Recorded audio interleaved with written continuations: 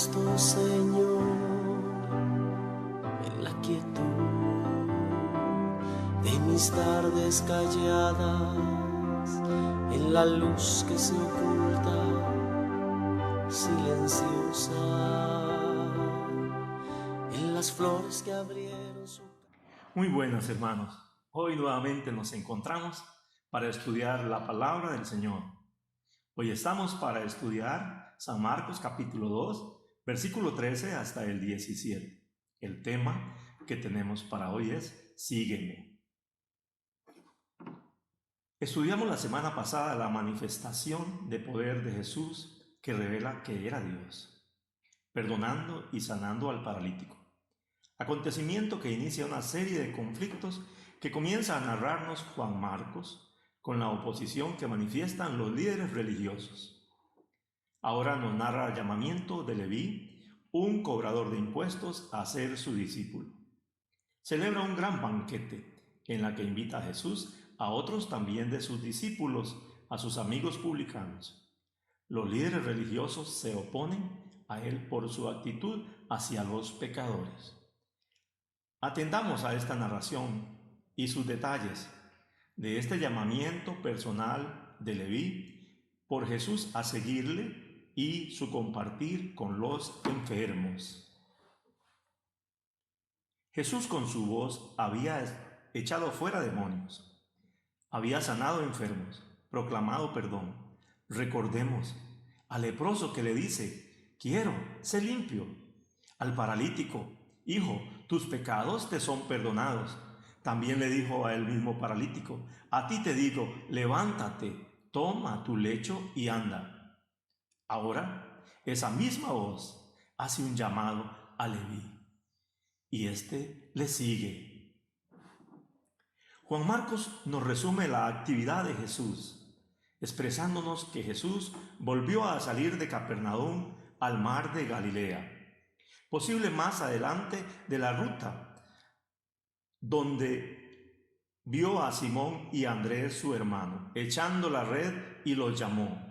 También cerca de ellos vio a Jacob y Juan, los hijos de Zebedeo, remendando las redes, a quienes también llamó. Dejaron a su padre con los jornaleros y le siguieron. Nos declara que el Señor estaba enseñando a mucha gente que venía a oírlo, algunos posiblemente los que podían recibir de él, otros por los que escuchaban de su doctrina. Para Marcos, las buenas nuevas del reino de Dios son el corazón en su libro. Es digno de notar que en todo lugar Jesús siempre cumplía con su prioridad de predicar y enseñar la palabra, sí, realizar su misión. En su caminata pasaba por la ciudad que era clave en la ruta entre Damasco y el mar Mediterráneo. Allí estaba la aduana, tanto por el tránsito de personas como la comercialización. Los principales puestos de recaudación del Imperio Romano en esos días se encontraban en Cesarea, Capernaum y Jericó. En el banco de los tributos públicos estaba Leví, el que aparece en la lista de los apóstoles con el nombre que le conocemos, Mateo. La forma corta de Matatías, que significa regalo de Jehová, quien era hijo de Alfeo. Al verle Jesús sentado en el banco que se cobraban los impuestos para Roma, sí, su ocupación es publicano, un recaudador de impuestos. En Roma recaudaban impuestos conforme a los acuerdos privados entre el Estado y los cobradores comerciales de impuestos. Las leyes fijan los deberes y privilegios de los cobradores comerciales. El sistema le provee al gobierno dinero en efectivo y de inmediato. Por ejemplo, había diferentes tipos de impuestos. Los del Estado, que era un impuesto general que tenían que pagar los hombres de 14 a 54 años y mujeres de 12 a 65 años. Un impuesto a la tierra de 1/10 por los cereales y 1/5 al vino y el aceite, el cual podía ser pagado en efectivo o por especies. Otros muy diversos. Se pagaba por usar las carreteras, por los puertos, por usar puestos en el mercado, por tener carro, por las ruedas y por el animal que lo arrastraba, por comprar algunos artículos de importación y por la exportación. El sistema de recaudación de impuestos se prestaba para abusos, por lo que se convertía en un negocio muy lucrativo. Mientras se entregara la cantidad requerida al final del ejercicio, quien lo recaudaba podía quedarse con todo lo demás que le hubiera podido sacar al pueblo. Tal sistema de recaudación provocaba el robo, provocaba la extorsión, provocaba la explotación y hasta la usura, ya que si la gente no tenía para pagar sus impuestos, el recaudador podía prestar el dinero para el pago, añadiendo intereses exorbitantes. Los publicanos eran la gente que más odiaba y despreciaba en todo el pueblo de Israel. Ellos representaban la escoria de la sociedad judía. Dentro de la escala social estaban en la última posición y ellos representaban la peor clase de pecadores, tal como los ladrones y los asesinos. Al ser Israel una colonia del Imperio Romano, los recaudadores de impuestos que eran judíos estaban al servicio de Roma, por lo tanto eran considerados traidores y renegados. Es muy posible que la oficina tributaria de Leví estuviera cerca del mar de Galilea, en medio de una región pesquera donde aduanaba, y allí estaba el comercio abundante, por lo que muy seguramente sus ganancias eran grandes, así como su desprecio por parte de la gente. Allí estaba Leví, sentado en el banco de los tributos públicos, y Jesús le dijo: sígueme. Jesús no pensaba como el resto de la gente. Por tal razón se fijó en Leví. Sí, lo miró fijamente y lo llamó.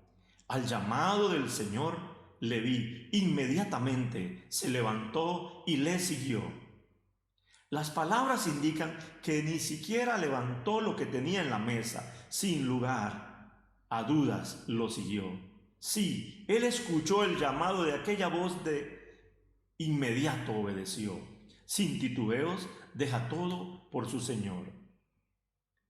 Traspasado fue el corazón de Leví con esa llamada a dejar toda su vida anterior atrás, para caminar ahora un rumbo diferente, para ser discípulo, seguir a Jesús a pesar de todo. ¿Qué dejó Leví? Era mucho su seguridad económica, su posición, sus riquezas. No se puso a pensar que si hacía esto perdería no solo su negocio, sus relaciones, muchos de sus amigos, sus metas mercantiles. Sencillamente decidió obedecer la voz de Jesús para ser su discípulo. Sí, le siguió. Valoremos e impliquemos el llamado de Jesús para nuestra vida. Así como llamó a Leví a seguirle para ser su discípulo y ser del grupo de los 12 posteriormente, nos llama a nosotros a ser sus hijos. Él nos conoce y sabe nuestra situación. Nos llama por nuestro nombre en forma personal. Este llamado exige una respuesta. Se lo puede aceptar o se lo puede rechazar. Jesús lo dejó bien claro: no se puede servir a dos señores. O aborrece a uno y amará al otro, o estimará al uno y menospreciará al otro. Si no somos con Él, contra Él estamos. No hay término medio. Al llamado de Cristo hay que dar una respuesta de nuestra parte. Él nos llama a dejar nuestros pecados, a arrepentirnos y seguirle. Le invito a usted a seguirle como su discípulo. Él le está viendo, le está llamando por su nombre. Sin dejar transcurrir mucho tiempo, Leví ofrece una comida para Jesús, los discípulos y sus seguidores. Ante su ocupación, creemos que Leví haya tenido una casa grande donde prepara un banquete. Estando Jesús a la mesa, recordemos la gran diferencia entre nuestras mesas con las de ellos. Las mesas para comer se desarrollan a partir de bases de tela, de cuero, de mimbre o de metal. En su mayoría de veces se usaba a nivel de piso, sobre las cuales se colocaban los alimentos. Las formas de las mesas varían según la postura que se adopte para comer. Puede ser acuclillados, sentados o reclinados. En Palestina, la postura habitual puede haber sido estar de cuclillas o sentados. En el Nuevo Testamento solo se menciona el reclinarse, siendo de esta manera la persona que reclina sobre el brazo izquierdo en colchones, esteras o divanes, y come el alimento con su mano derecha, ayudándose con los dedos. Leví preparó un banquete. Los invitados a ese banquete, por supuesto, el maestro, invitado principal y sus discípulos. Hasta aquí tenemos 4 discípulos mencionados por Juan Marcos. También invitó a muchos cobradores de impuestos y pecadores. Ya sabemos de la fama de los publicanos. También se nos habla en general de pecadores. Este término se aplica aquí a aquellos que no hacían caso a las rígidas interpretaciones farisaicas de la ley, entre otros oficios que no tenían la aprobación de los líderes religiosos eran los que arriaban burros, los curtidores de pieles, los pastores y algunos vendedores. Este tipo de labor de estas personas impedía que pudieran seguir fielmente lo que consideraban los fariseos y por lo tanto eran vistos como pecadores. No solo por el oficio se consideraban pecadores, sino todo aquel que no era judío. Ser gentil era ser pecador. Aunque aquí no se nos especifica los pecados de esos que llaman pecadores, tomemos en cuenta la realidad, aquella que viven vidas incorrectas ante los principios y señoríos de Dios, algunos gobernados al extremo por diferentes vicios de pecado que contraponen una relación correcta con Dios. Todo esto implica que ser pecador no siempre involucraba inmoralidad, sino también su vida social.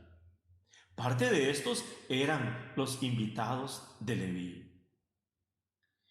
Juan Marcos menciona por primera vez a los discípulos como un grupo aparte para andar con el Maestro. En lo restante del libro lo hará por 42 veces más. Además, nos añade un comentario diciendo que había muchos más discípulos que habían seguido al Señor Jesús.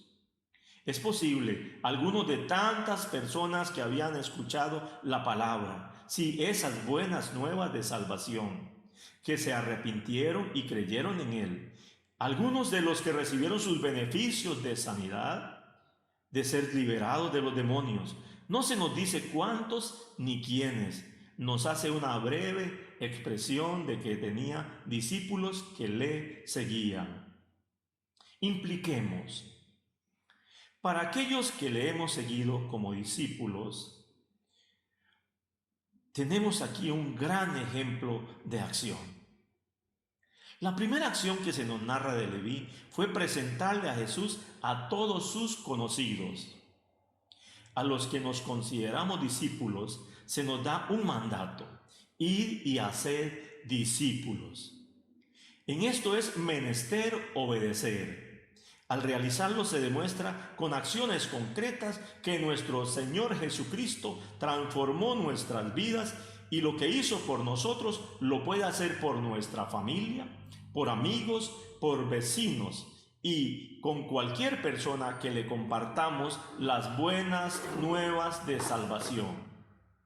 No hay opción para un discípulo de Jesús. Hay la acción de predicar las buenas nuevas de salvación y hacer discípulos. El no obedecer muestra que Jesús no es su Señor y no gobierna su ser. Como discípulo te invito a obedecer. Así como Jesús vio a Leví en la mesa del banco de los tributos públicos, estaban los escribas y fariseos observándole comer con ellos. No es de extrañar que los escribas y fariseos criticaran a Jesús al verlo comer con los publicanos y con los pecadores. El que Jesús y sus discípulos compartieran una comida manifestaban confianza y compañerismo con ellos. Esto ofendía a los escribas, que eran fariseos. Los fariseos, el partido religioso más influyente de Palestina, estaban completamente dedicados al estudio de la ley mosaica. Regulaban sus vidas estrictamente, haciendo interpretaciones supuestamente obligatorias de las enseñanzas que habían sido transmitidas por la tradición oral, y eran muy meticulosos en guardar la pureza ceremonial. Criticaban a Jesús por andar y comer con estas personas, como ya hemos descrito la condición que le daban, publicanos y pecadores. Los maestros de la ley preguntaron a los discípulos de Jesús: ¿qué es esto? Que él come y bebe con los publicanos y pecadores. Una pregunta que humilla la condición de esas personas. Muestran su orgullo religioso y su falta de compasión. El plan maravilloso de la llegada de Jesús era llamar a tales pecadores a un cambio de corazón y a una nueva vida. Jesús, al escucharles, les responde con una expresión áspera e irónica: los santos no tienen necesidad de médico, sino los enfermos. Él es el médico quien está sano y no se contamina con las enfermedades de sus pacientes. Se acerca a ellos para darles salud. Esa es su labor, venir a curar a los enfermos. ¡Qué mala noticia para los justos! Sí, la palabra sarcástica para referirse a los que se veían a sí mismos como tales, es decir, los fariseos. Creían que eran buenos. Ellos no veían la necesidad de arrepentirse y creer en Jesús. ¡Qué buena noticia para los pecadores! Ellos odiaban a los recaudadores de impuestos, a los pecadores. Pero Jesús vino por las peores personas, las amaba, a tal que dio su vida por ellas, para que reciban el perdón de Dios por su gracia. Jesús sabía que todos, incluso los llamados justos, sí, los que creen ser buenas personas, los que guardan estrictamente las normas, sí, todos somos pecadores.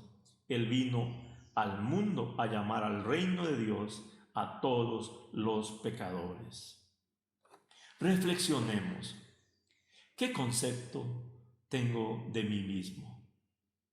Si crees que eres malo, Jesús vino para salvarte. Si crees que eres bueno, no hay quien haga lo bueno. Todos somos pecadores y necesitamos a Jesucristo. Como discípulos de Jesús, ¿cuál es nuestra reacción hacia las personas que necesitan al Señor? ¿Acaso reaccionaríamos de igual manera que lo hicieron aquellos maestros de la ley? ¿A qué nos llama Jesús? Nos llama a disfrutar de nuestra relación con Él y compartir de ella con las demás personas. Nuestro relato muestra que incluso los aborrecidos cobradores de impuestos pueden tener un puesto entre los discípulos de Jesús. Aunque nuestro pasado haya sido vergonzoso, Jesús se fija en nosotros por la grandeza de su amor, quien nos llama, y los que le respondemos gozamos de su vida y su perdón. Para esto vino el Hijo del Hombre, para dar su vida por los pecadores y darles salvación, aunque a los líderes religiosos les cause oposición. Se les ama, amados hermanos. Dios les bendiga más.